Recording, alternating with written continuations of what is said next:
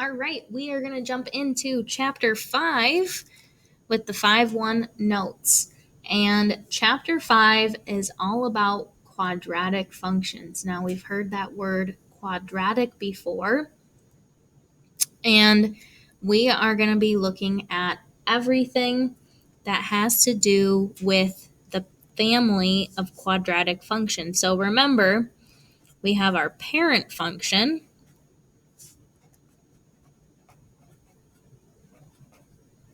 which is y equals x squared. And if I made a little xy table,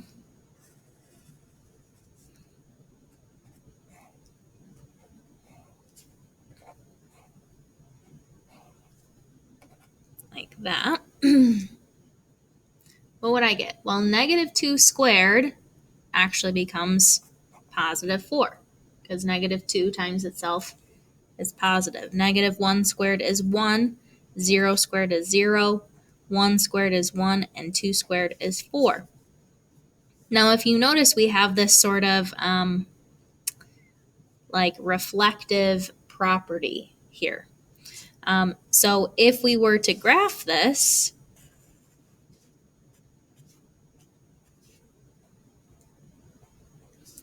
negative 2, 4, negative 1, 1, 0, 0, 1, 1, and 2, 4, we get this U-shaped graph that we call a parabola. Every quadratic function has a parabola-shaped graph, and hopefully this all sounds familiar to you. We talked about this back in chapter 1. Every parabola has a point in the middle called the vertex. And we'll talk about the vertex throughout this chapter as well. So let's just do some graphing practice, which I know is everybody's favorite. So graph using a table. And we have f of x equals x squared minus 6x plus 8.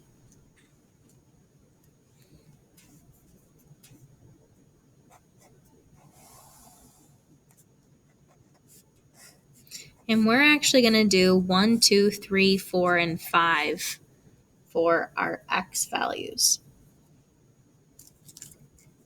And I'm going to make my graph over here, and I'm going to leave some space in the middle to actually be able to work out what we get for y.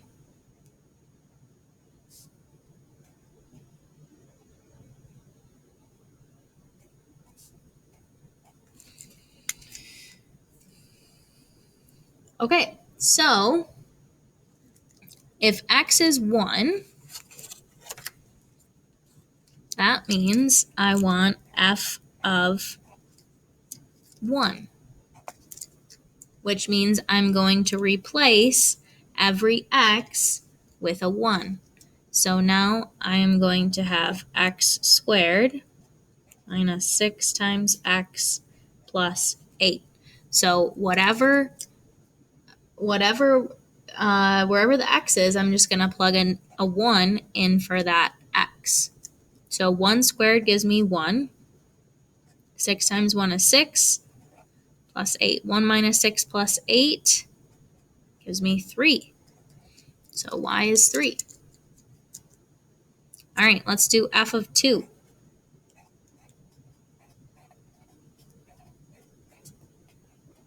So again, I'm going to replace every x with a 2. So 2 squared gives me 4. 6 times 2 is 12. 4 minus 12 is negative 8. Negative 8 plus 8 is 0. So when x is 2, we get y equals 0. All right, let's try 3. So again, Look at the green is the same every single time. The only thing that's changing is that I'm putting a different number in the place of x each time. So f of 3 gives me 3 squared, which is 9, minus 18. That's 6 times 3 plus 8. 9 minus 18 is negative 9, and 9 plus 8 gives me negative 1. What I'd like you to do is pause the video and see if you can figure out f of 4 and f of 5.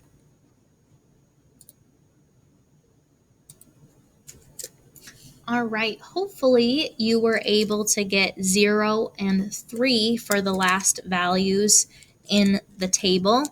And again, you should notice that there's this symmetry to the y values, right? Because we're going to get that U-shaped graph. So let's go ahead and graph these points. 1, 3, 2, 0, 3, negative 1, 4, 0, and 5, 3.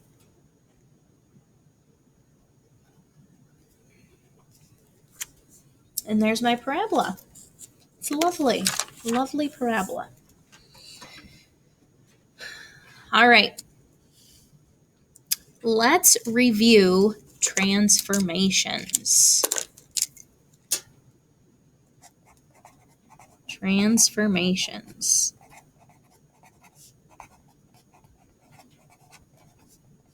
So, y equals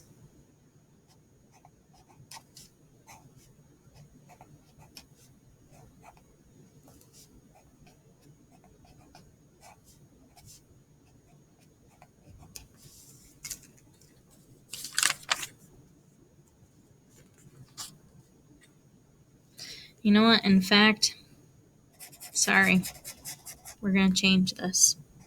We don't need to get super duper complicated.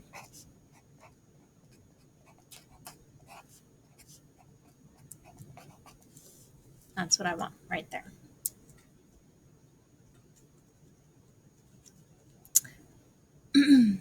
All right, so let's kind of recap what some of these things do. If I put a negative in the front, that's going to reflect my graph over the x-axis.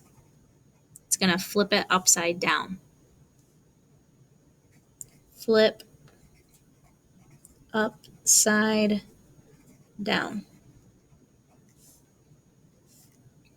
If I multiply a number to the front, that's going to be a vertical stretch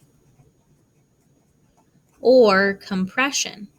But it depends on what the number is. So remember, if it's greater than 1, it's a stretch, and if it's less than 1, it's a compression. Now, these two numbers correspond with shifts, moving the graph either up or down or left or right.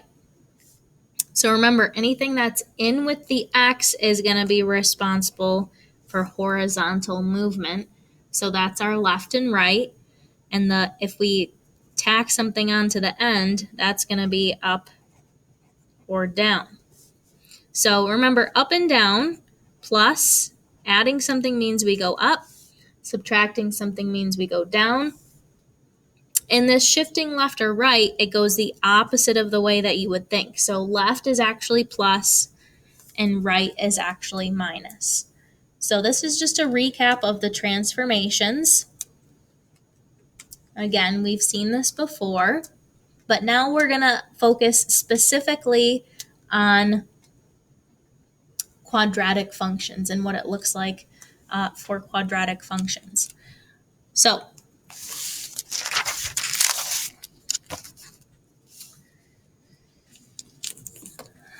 example 2. State the transformations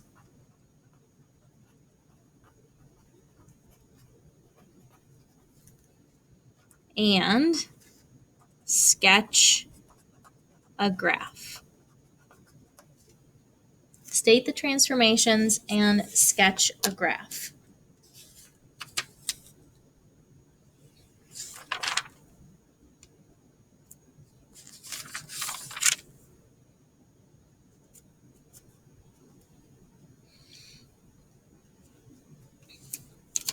So, A, f of x equals x plus 3 squared plus 1. So I have two transformations here. I have this plus 3 and this plus 1. So what that tells me is I'm going to go left 3 and up 1. Now, when you sketch these graphs, I don't need anything like beautiful and precise, but I do need to know that you did actually move the graph or change the graph how it's supposed to be. So instead of the middle being at 0, 0, I'm going to shift it left 3 and up 1, and then I'm just going to draw a quick little parabola here. So nothing too crazy. Let's try another one. G of x. G of x means the same thing as f of x. It doesn't mean anything different. It's just a different letter. It's almost like naming it a different thing. All right, so I have two transformations again. A minus 2 that's in with the x is going to move it right 2. And a minus 1 on the end is going to move it down 1. So again, it doesn't have to be anything super fancy.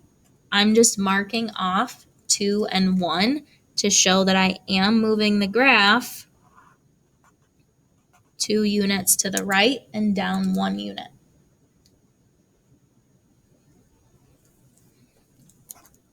All right, let's try another one. H of x. So again, I'm just picking a different letter every time to indicate that it's a different function.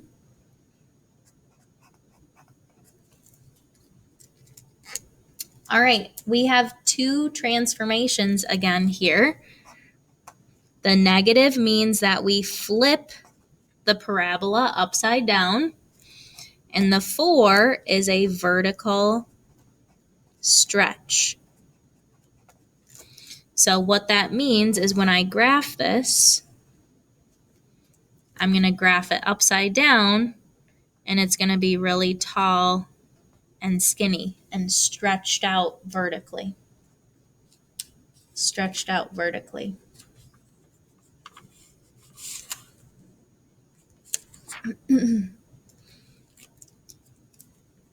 We'll do one more. M of x equals 1/3 x squared. 1/3 x squared is a number that is smaller than 1, so that's going to be a vertical compression.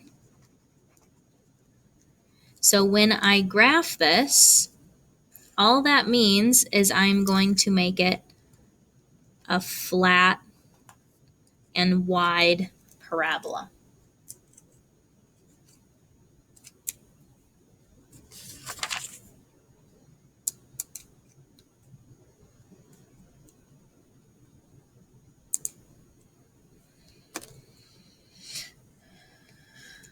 All right, one last example. Example 3. Write the equation.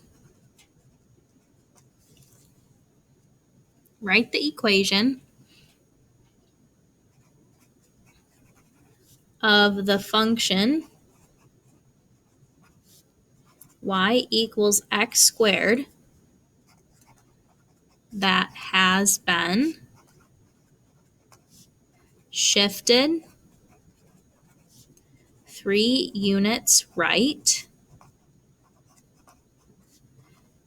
and vertically stretched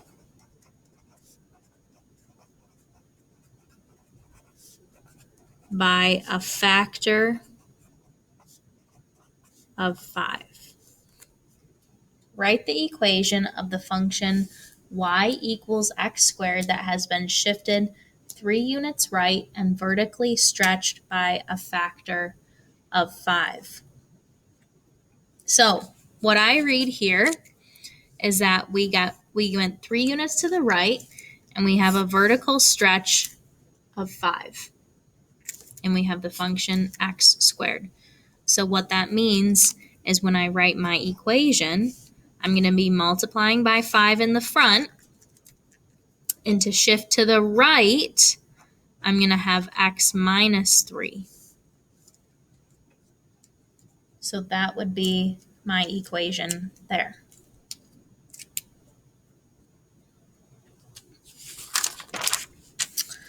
All right, so that is it. Your homework that goes along with this lesson is going to be out of the textbook, and the problems that you need to do are posted in Google Classroom.